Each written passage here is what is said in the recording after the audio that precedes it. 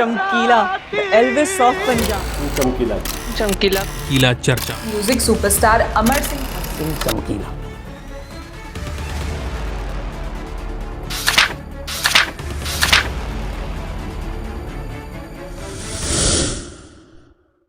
21 जुलाई 1960 को पंजाब के लुधियाना जिले के डोगरी गांव में हरि सिंह और करतार कौर जी के घर उनके सबसे छोटे बेटे का जन्म हुआ। नाम रखा गया धनी राम, जो कि आगे चल के अमर सिंह चमकीला के नाम से पूरी दुनिया में अपना पहचान बनाया। चमकीला यानी कि चमकता हुआ सितारा। चमकीला बहुत छोटा था जब उनकी मां करतार कौर जी का डेथ हो गया। इसके बाद हरिराम जी ने अकेले 4 बच्चों को संभाला। बचपन से ही चमकीला को म्यूजिक में इंटरेस्ट था। हारमोनियम, ढोलक जैसे इंस्ट्रूमेंट में अच्छी पकड़ होने के कारण 1979 में चमकीला अपने दोस्त कुलदीप पारस के साथ सुरिंदर सिंधे के पास पहुंचे। जब सिंधे ने 18 साल के चमकीला को गाते हुए सुना तो उन्होंने चमकीला को अपने साथ रखने का फैसला किया। 1 साल उन्हें मेरी बुकिंग की थी एज ए सेक्रेटरी। चमकीला जी ने ने बुकिंग की थी है। क्या बात है। ਤੇ ਉਹਨੂੰ ਮੈਂ ਲੈਸਨ ਦੇ ਜਾਣਾ, ਉਹਦੇ ਮੈਂ ਉਂਗਲੀਆਂ ਫੜ ਫੜ ਉਹਨੂੰ ਸਿਖਾਇਆ जी। बस इसके बाद चमकीला ने कभी पीछे मुड़ के नहीं देखा। सुरिंदर सिंधे, चमकीला, सुरिंदर सोनिया ये सब एक साथ एक टीम में काम करते थे।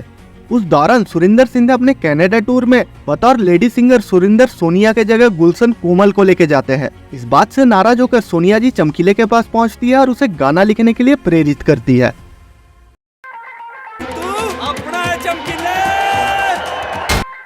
चमकीला मान भी जाता है। दोनों ने साथ मिलकर 1980 में एल्बम ठकुए ते ठकुआ रिलीज किया, जिसका म्यूजिक चरणजीत आहूजा जी ने प्रोड्यूस किया था। ये गाना चमकीला ने खुद लिखा और गाया था। 1900 के दशक में यह एल्बम ने पूरे पंजाब में धमाल मचा दिया। पूरे पंजाब में इस एल्बम ने खूब तारीफें बटोरी। लेकिन चमकीला और सोनिया के पति में पैसों को लेकर थोड़ी मिसअंडरस्टैंडिंग हो जाता है। इसके बाद चमकीला ने सोनिया से अलग होकर अपनी टीम बनाने की सोची। जहाँ पहले मिस उषा किरण, अमर नूरी जैसे कलाकारों के साथ उन्होंने स्टेज तो शेयर किया, लेकिन ये तलाश खत्म होता है अमरजोत कौर पर आके। चमकीला और अमरजोत की जोड़ी को स्टेज पर लोगों ने खूब तारीफ किया। इसी बीच ईयर 1983 को चमकीला पहले से गुरमाली कौर के साथ शादी के बंधन में होते हुए भी 23 मई को उन्होंने अमरजोत कौर के साथ दूसरी बार शादी किया। अमरजोत की बड़ी बहन जसवंत कौर ने बीबीसी को दिए एक इंटरव्यू में ये रिवील किया कि चमकीला ने अमरजोत के फैमिली से अपनी पहले शादीशुदा होने के बात को छुपा के रखा था और उनके परिवार को चमकीला के पहले शादी के बारे में कुछ भी मालूम नहीं था। हालांकि अमरजोत और चमकीला के पहले बेटे के जन्म होने के बाद ही उनके परिवार को चमकीला के पहले शादी के बारे में पता चला। चमकीला को अपने पहले पत्नी गुरमाली कौर से 2 बेटी थी, अमनदीप कौर और कमलदीप कौर। और अमरजोत के साथ भी शादी के बाद उनके 2 बच्चे हुए, लेकिन अनफॉर्चुनेटली उनमें से बस एक ही बच्चा सरवाइव कर पाया, जयमन चमकीला।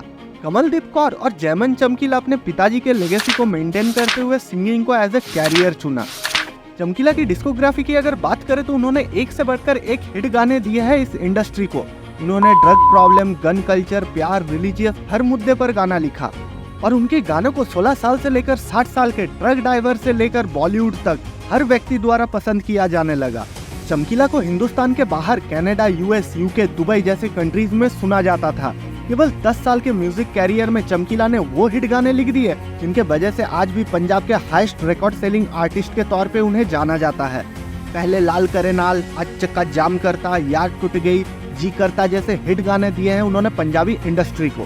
कहा जाता था जिस समय बाकी सिंगरों को 400 से 500 रुपए मिला करते थे, उस समय भी चमकीला को एक शो के 4000 मिलते थे और इसके बाद भी साल के 365 दिन उसका कॉन्सर्ट होता था। कई बार एक दिन में 2-2, 3-3 शो होने के कारण शो कैंसिल भी होते थे, लेकिन चमकीला के पॉपुलैरिटी पे कभी भी कोई फर्क नहीं पड़ा। कनाडा में एक शो के दौरान चमकीला के गानों पे बॉलीवुड क्वीन श्रीदेवी जी को डांस करते हुए देखा गया। इनफैक्ट चमकीला इतना मशहूर था कि उसे पटोला नाम की एक पंजाबी मूवी में बतौर एक्टर कास्ट किया गया, लेकिन अनफॉर्चुनेटली उसने वो मूवी कभी देख नहीं पाया। लेकिन चमकीला के चमक को किसी की नजर लग गया। साल था 1987, दिन था 8 मार्च। पंजाब के महसनपुर में स्टेज सजा हुआ था। लोगों की भीड़ एक इंसान के इंतजार में था और फाइनली इंतजार खत्म हुआ दोपहर के 2 बजे। चमकीला और उनके साथी स्टेज की तरफ बढ़ ही रहे थे, तभी भीड़ से अलग 3 लोग बाइक पे बैठ के हाथ में बंदूक लिए अचानक भीड़ को चीरते हुए आए और चमकीला और उनके अन्य साथियों के ऊपर AK-47 से फायरिंग कर दिया। लोगों में भगदड़ समझ जाता है।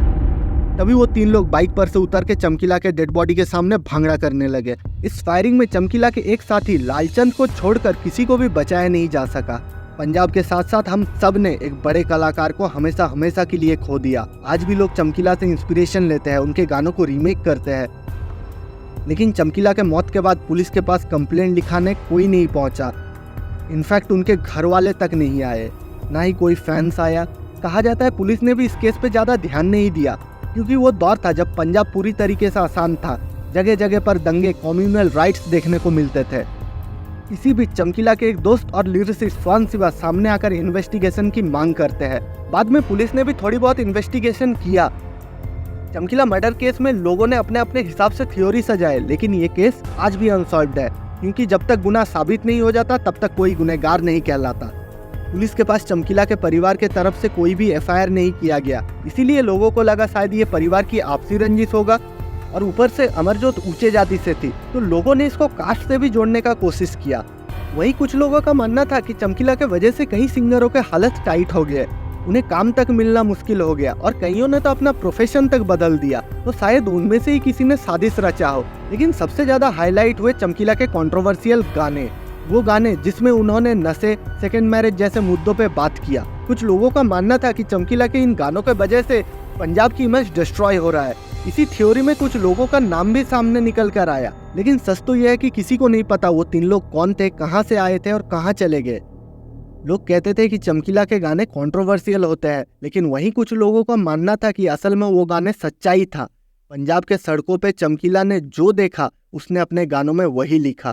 खैर दोस्तों, ये था धनी राम से चमकीला बनने तक का सफर। इस मुद्दे पे आपकी क्या राय है, कमेंट सेक्शन में जरूर शेयर कीजिए। Thank you for watching, good bye and take care दोस्तों।